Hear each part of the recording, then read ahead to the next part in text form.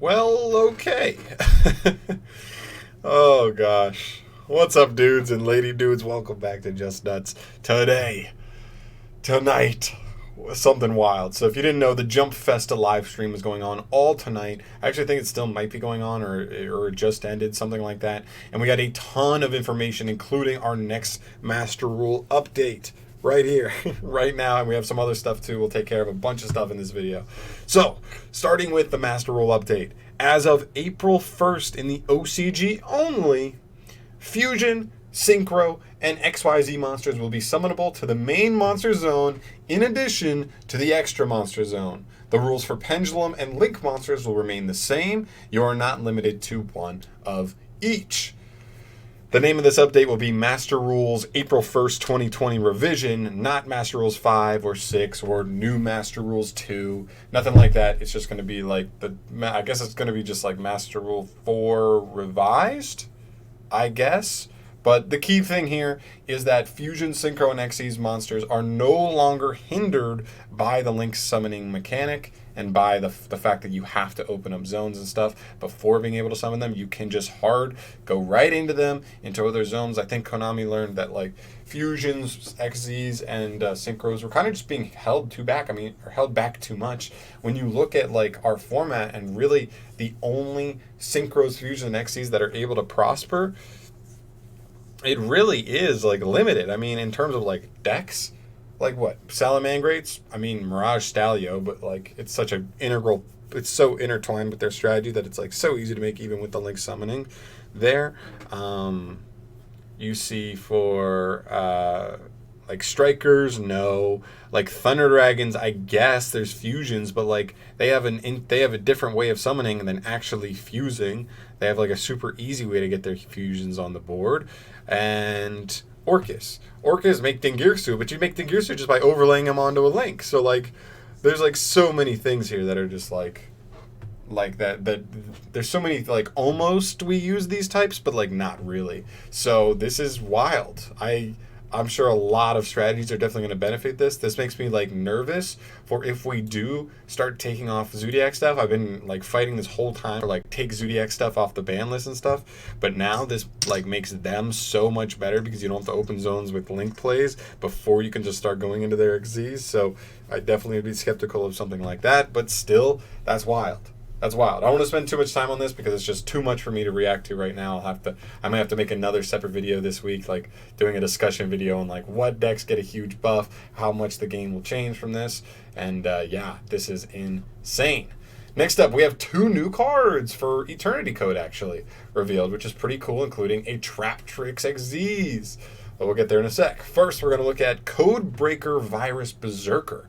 This guy is pretty interesting. Let's take a look at him real quick. Yeah, he's kind of cool. Yeah, he's cool. Whatever. This guy is a Dark Warrior Link Effect monster. He's a Link 3 with 2800 attack. He takes 2+ monsters, including a Codebreaker monster, and you can only use his first and second effects once per turn each. When this card is special summoned and it is co-linked, you can special summon up to 2 Codebreaker monsters from your hand or graveyard to a zone a Link monster points to on either side of the field.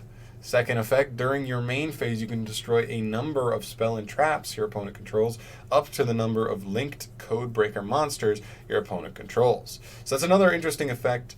Well, first things first is Codebreaker, I guess, is a new archetype?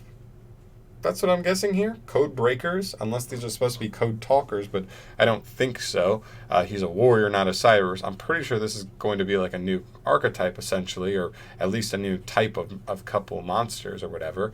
But interesting. Like on summon, he has the potential to just revive 2 code breakers. Like assuming he already takes a code breaker, like he could just revive himself. So you can also put them on your opponent's side of the field. I don't know if you actually want to do that, but it's still interesting nonetheless. Just the fact that what it does, that's interesting. We'll have to see more from these cards, obviously.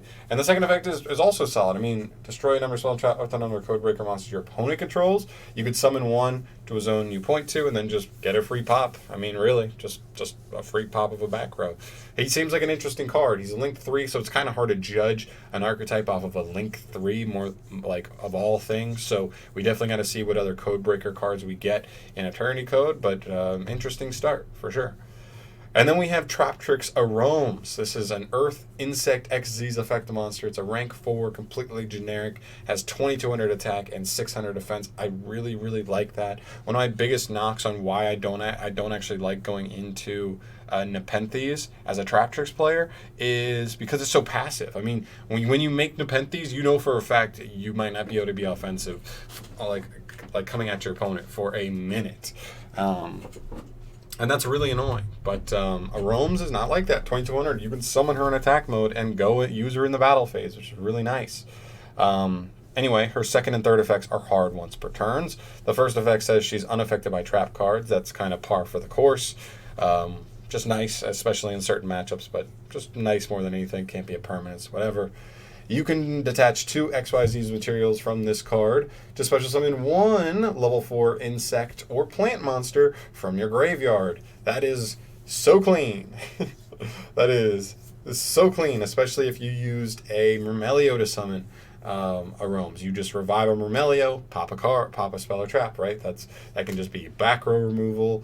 You could revive a Dionea, which will then in turn get you another trap hole from your graveyard back to the field, and then it ends up being a +2 at that point, which is really, really nice. I wish that was only 1 material. I guess it's like pretty strong, so like you can't really be mad that it's 2, but yeah, pretty good. And the third effect says if your card or effect makes an opponent's monster leave the field and sends it to the graveyard or banishes it, you can attach 1 material from this card, then target 1 of that monster or monsters and special summon it to your field.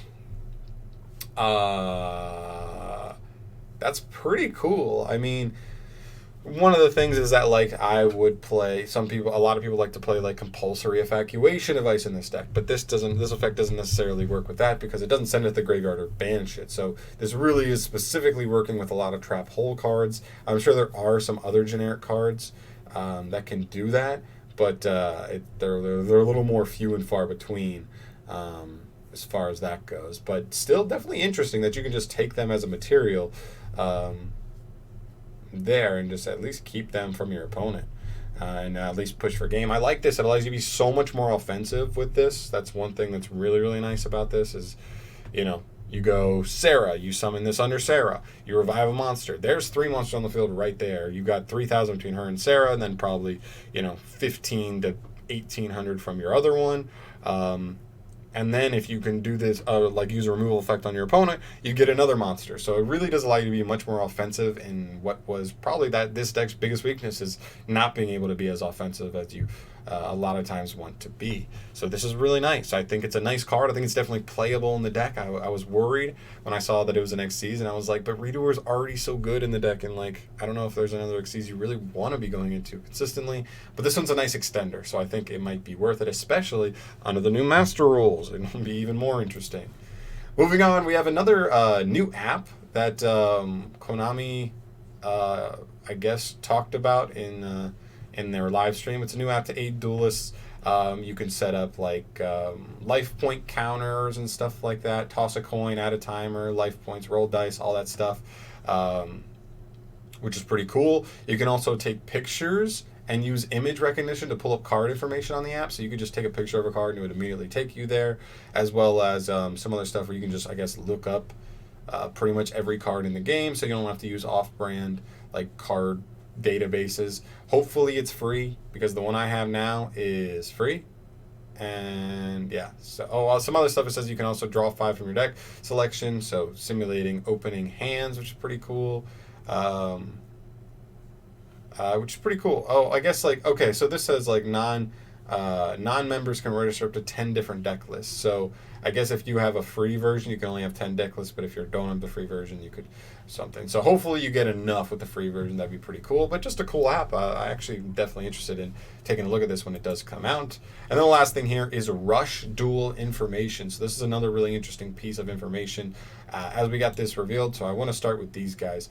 These are the card arts for, I guess this is the main characters, one of his main monsters, which is pretty cool. I like his design. The card the new like border and stuff is definitely interesting. The new design, I guess. It says Rush Duel at the bottom. Your attack and defense are up here instead of like down here where they were before. Your level is down here and looks a little more cartoony.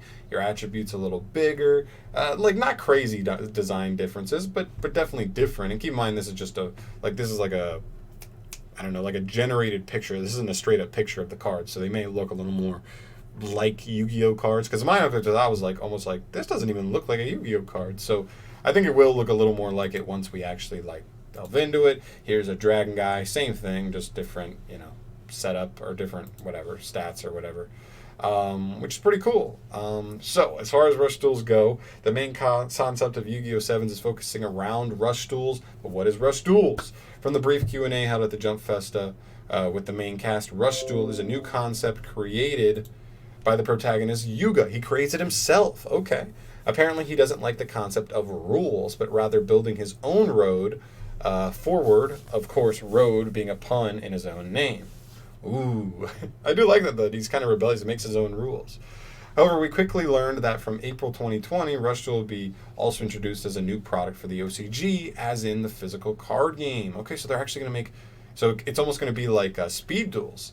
As explained in the schedule on the right side of the April 2020 red bar in the middle, the product branches into the existing 11th product season of the official card game, with Rise of the Duels being the first product of the season, and Yu-Gi-Oh! Rush Duel with an unnamed product. This also matches the premiere of Yu-Gi-Oh! 7's anime, as well as the application of the Master Rules April 1st, 2020 revision.